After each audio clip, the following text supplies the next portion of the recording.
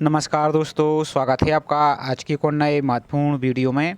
तो finally SSC के द्वारा आपका जो एसएससी जीडी है, इसका रिक्रूटमेंट नोटिफिकेशन को जारी कर दिया गया है, जिसके ऑनलाइन फॉर्म फिलअप 5 तारीख से स्टार्ट हो चुकी हैं और जिसकी लास्ट डेट आपकी 14/10/2024 से रात्रि की 11 बजे तक।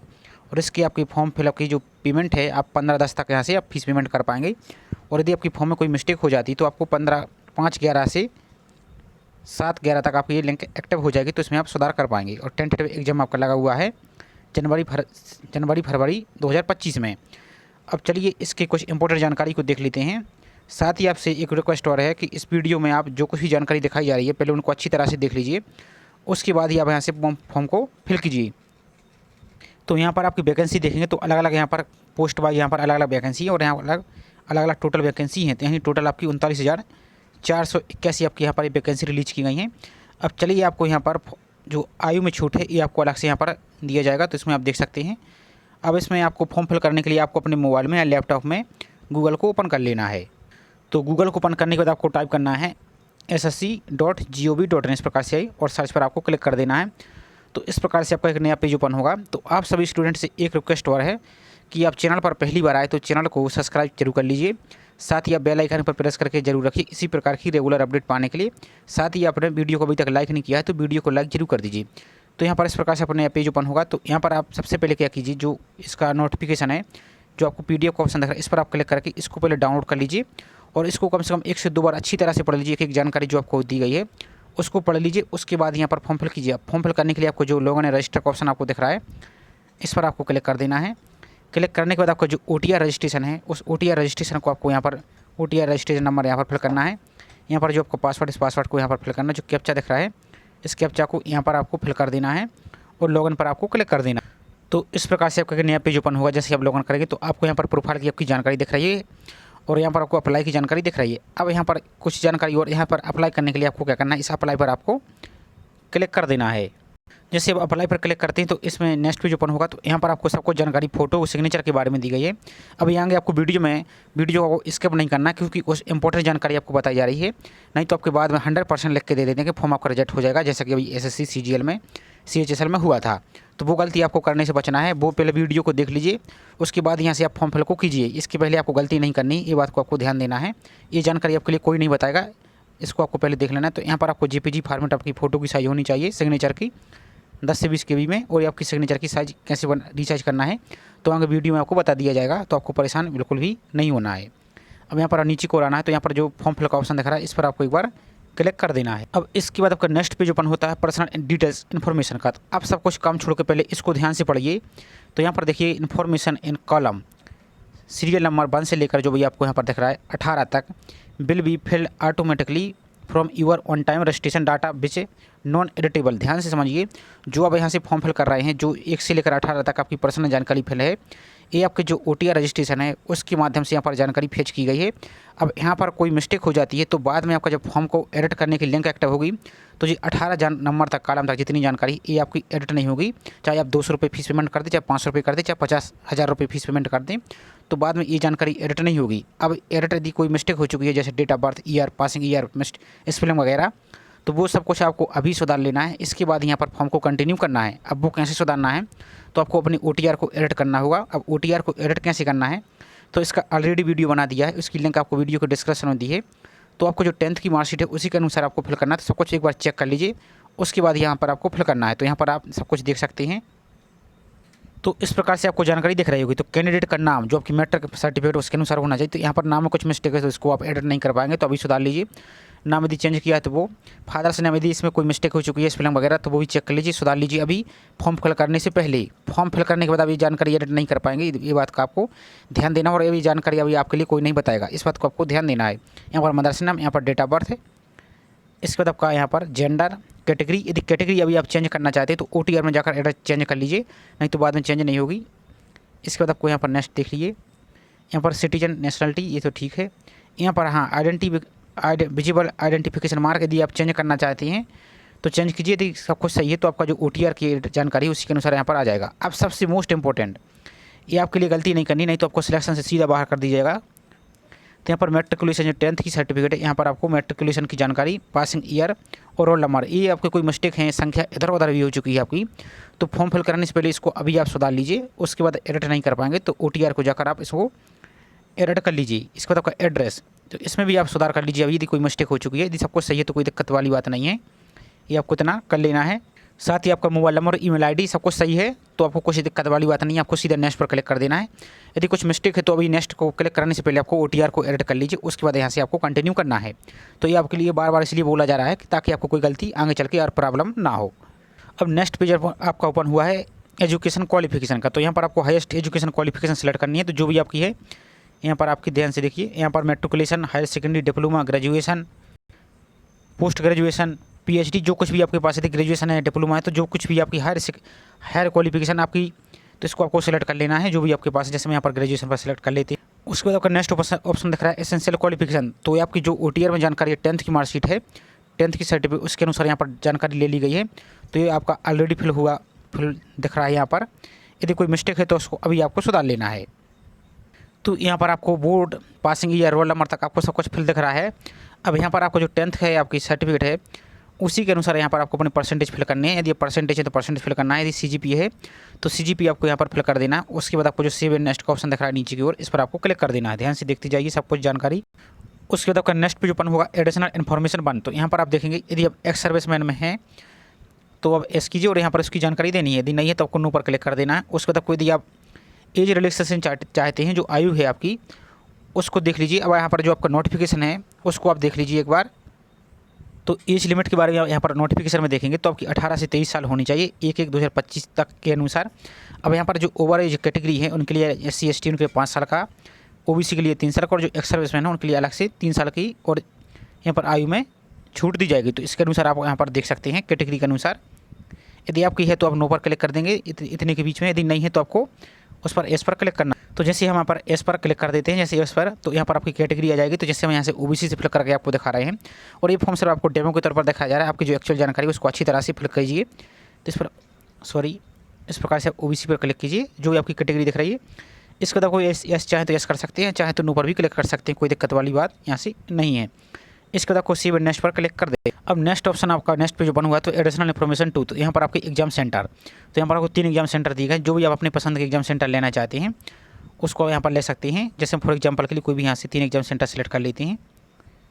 यहाँ से कोई भी 3 एग्जाम सेंटर जैसे हम सेलेक्ट कर लेते हैं। इस प्रकार से आप भी अपने नज़दीकी जो भी आपका एग्जाम सेंटर है, इस प्रकार से आप इस पर सेलेक्ट कर लीजिए। अब यहाँ पर सबसे मोस्ट इंपॉर्टेंट समझिए, medium for computer based examination भाषा, तो जो आपकी भाषा है, आप कौन सी भाषा में एग्जाम देना चाहते हैं। यहाँ पर समझिए इतनी सारी भाषाएं आपको दी गई हैं। अब यहाँ पर कुछ जानकारी ये समझ लीजिए कि जैसे यहाँ पर इंग्लिश करते हैं आप, तो आप समझिए बात, जैसे आप यहाँ पर इंग्लिश कर देते हैं तो आपका जब एग्जाम ओपन होगा तो सिर्फ इंग्लिश में ही ओपन होगा, हिंदी में आप नहीं देख पाएंगे। इस बात को आपको विशेष रूप से ध्यान देना है। और जैसे यदि आप हिंदी में इसको सिलेक्ट करते हैं, इस प्रकार से जैसे हम हिंदी को सिलेक्ट करते हैं, तो जब आपका एग्जाम होगा तो हिंदी तो आपकी रहेगी भाषा, साथ ही डिफ़ॉल्ट भाषा के रूप में आपकी इंग्लिश भी रहेगी। इसी प्रकार से आप कोई अन्य क्षेत्रीय भाषा भी सिलेक्ट करते हैं तो वो भी रहेगी और उसके साथ आपकी इंग्लिश रहेगी। यदि आप सिर्फ इंग्लिश करते हैं तो पूरा पेपर आपका सिर्फ इंग्लिश में ही आएगा, चाहे GS हो, इंग्लिश तो आपका रहेगा ही, जो अन्य सब्जेक्ट है वो भी आपका इंग्लिश में ही रहेगा। तो इस बात को आपको सोच समझ के ही फिल करना है, नहीं तो आपका कोई छोटी सी गलती है, एक छोटा सा ऑप्शन है, इसमें बहुत बड़ी भारी गलती पड़ेगी। तो इसको आपको करना है। इसके बाद आपको दोबारा से वेरीफाई करना है। अब ये आपको कैसे पता होगा, तो आपने एग्जाम भी दिया होगा तो उसमें भी आपने देखा होगा, आपको 2 ऑप्शन शो हो रहे होंगे। यदि आप इसके बाद नेक्स्ट ऑप्शन, यदि आप NCC होल्डर है तो आप एस करेंगे और उसकी जानकारी देंगे। यदि नहीं है तो आपको नो पर क्लिक करना है। इसके बाद यहाँ पर आपको नो पर क्लिक, इसके बाद आपको यहाँ पर UT, तो यहाँ पर जो भी आपकी स्टेट है उसको आपको सिलेक्ट कर लेना है। उसके बाद आपको यहाँ पर दोबारा से वेरीफाई करना है। यहाँ पर आपको डिस्ट्रिक्ट का सिलेक्ट कर लेना है। यहाँ पर आपको दोबारा से डिस्ट्रिक्ट को वेरीफाई कर लेना है, जो भी आपका स्टेट है। नेक्स्ट आपका you have migrated from UT domicile, तो यहाँ पर आप देखेंगे तो यदि हैं तो आप एस करेंगे इस प्रकार से और उसकी जानकारी देनी होगी। यदि नहीं है तो आपको सिंपल सा नो पर क्लिक करना है। इसके बाद आपका नेक्स्ट है कैंडिडेट बिलोंग टू मिलिटेंसी, नक्सल प्रभावित क्षेत्र से आप आते हैं, ये तो ऑटोमेटिक बंद हो जाएगा। इसके बाद candidate belong to border district, यदि आप बॉर्डर डिस्ट्रिक्ट हैं तो आपका ये ऑप्शन ओपन होगा। अब इसके सबसे इंपॉर्टेंट नेक्स्ट पोस्ट डिटेल्स, इस पर आपको यहाँ पर पोस्ट की प्रेफरेंस फिल करनी है, तो पोस्ट डिटेल्स पर आपको क्लिक करना है इस प्रकार से। तो यहाँ पर आपको सभी जानकारी दिख रही है। यहाँ पर आपको कौन कौन सी पोस्ट फिल करना है। जैसे यहाँ पर इन नंबर पर है आपकी BSF, बी पर है आपकी CISF, CPF की CRPF, इस प्रकार से आपको जो भी पोस्ट प्रेफरेंस देनी है उसको आपको यहाँ से टोटल आपको यहाँ पर देखेंगे तो एच तक आपको है, तो आपको पूरी प्रेफरेंस दे देनी है जो भी आप देना चाहते हैं। इस प्रकार से जैसे हम यहाँ पर पूरी फिल कर देते हैं, उसके बाद आगे की प्रोसेस दिखाते हैं। तो इस प्रकार से हमने पूरी पोस्ट को प्रेफरेंस भर ली। अब यहाँ पर जरूरी नहीं कि जैसे हमने क्रम से ही भरा है, तो यहाँ पर आप जो कोड देखेंगे यहाँ पर, तो यहाँ पर समझिए जैसे कोड भरेंगे आप, तो जैसे समझ लीजिए फॉर एग्जाम्पल के लिए आपको जैसे यहाँ पर CISF भरना है, तो सबसे पहले आप यहाँ पर एक ही जगह पहले B नंबर फिल करेंगे। उसके बाद जैसे समझिए हमें SSB भरना है तो हम फिर D फिल करेंगे। इस प्रकार से आप अपने क्रम को फिल कर सकते हैं, जरूरी नहीं है, सिर्फ ये आपको डेमो के तौर पर आपको दिखाया जा रहा है। उसके बाद आपको यहाँ पर सिविल नेक्स्ट पर क्लिक कर देना है। अब इसके बाद आपका सबसे मोस्ट इंपॉर्टेंट पॉइंट आ जाता है आपका फोटो और सिग्नेचर का, जिसके कारण ही सबसे ज़्यादा आपके स्टूडेंट के फॉर्म रिजेक्ट हो रहे हैं। तो यहाँ पर अब आपको कुछ सावधानी बरतनी है। जैसे समझिए यहाँ पर आपकी फ़ोटो एकदम क्लियर होनी चाहिए, फाइंड लाइट बैकग्राउंड आपका प्लेन होना चाहिए, यानी जो बैकग्राउंड है आपका वाइट कलर का होना चाहिए। आप एक काम कीजिए, यदि कोई सफ़ेद दीवार है तो आप उसके सामने खड़े हो जाइए, तो बैकग्राउंड आपका वाइट आ जाएगा, या कुछ पर्दा वगैरह आप बांध लीजिए, सबसे सिंपल बात। और आपका फेस क्लियर दिखना चाहिए। साथ ही यहाँ पर पोजीशन आपकी स्टैंड यानी सीधी स्थिति में आपको होना चाहिए। फेस आपका फुलफिल इनसाइड आपका रेड रेक्टेंगुलर एरिया में आपका होना चाहिए, वही आपको दिखाएंगे कैसा बोला है।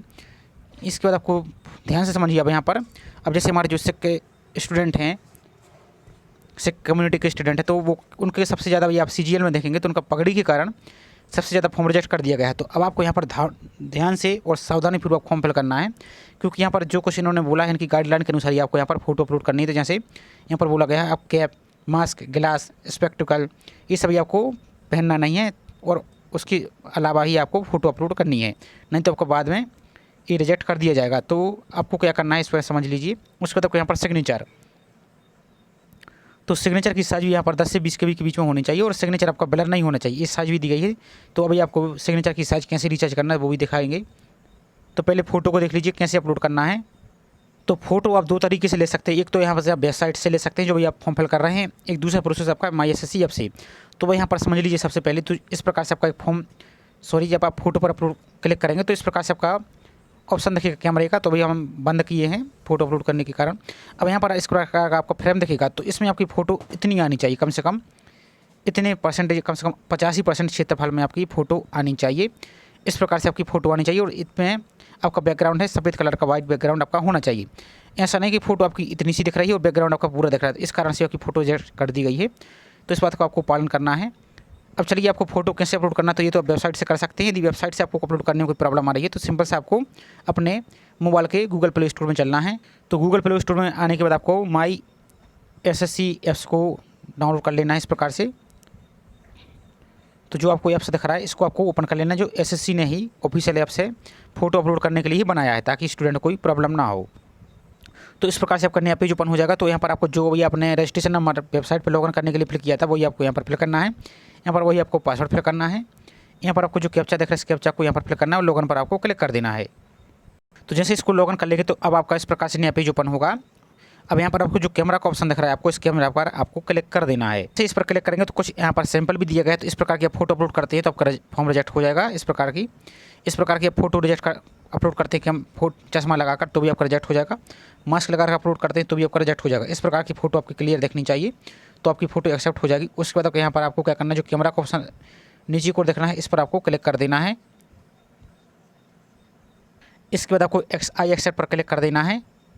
तो जैसे इस पर क्लिक करेंगे तो अब आपको यहाँ पर अपना कैमरा ओपन हो चुका है। यहाँ पर आपको अपनी फ्रंट कैमरा से अच्छी तरह से फ़ोटो ले लीजिए, बार बार फ़ोटो लीजिए जब तक अच्छी फ़ोटो ना आए, तभी जब तक फ़ोटो अच्छी नहीं आ जाती तब तक आपको अपलोड नहीं करनी है। तो यहाँ पर आप कैप्चर पर जब फ़ोटो दी आपकी क्लियर दिख रही है तो इस कैप्चर पर आप क्लिक कीजिए।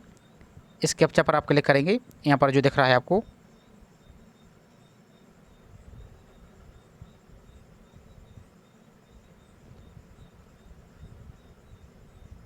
सॉरी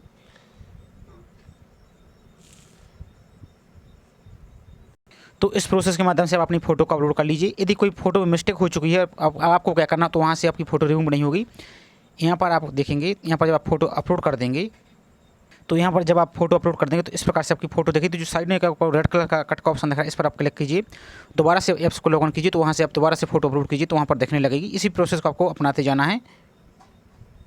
उसके बाद आपको यहाँ पर सिग्नेचर को अपलोड करना है। तो सिग्नेचर की साइज़ आपकी 10 से 20 KB के बीच में होनी चाहिए और साइज़ आपकी सेंटीमीटर में 6.0 गुणित 2 सेंटीमीटर की आपकी हाइट होनी चाहिए। तो वो कैसे करना है, तो वो देख लीजिए, वो आपको एक डेमो के तौर पर आपको दिखा देते हैं, सैंपल के तौर पर।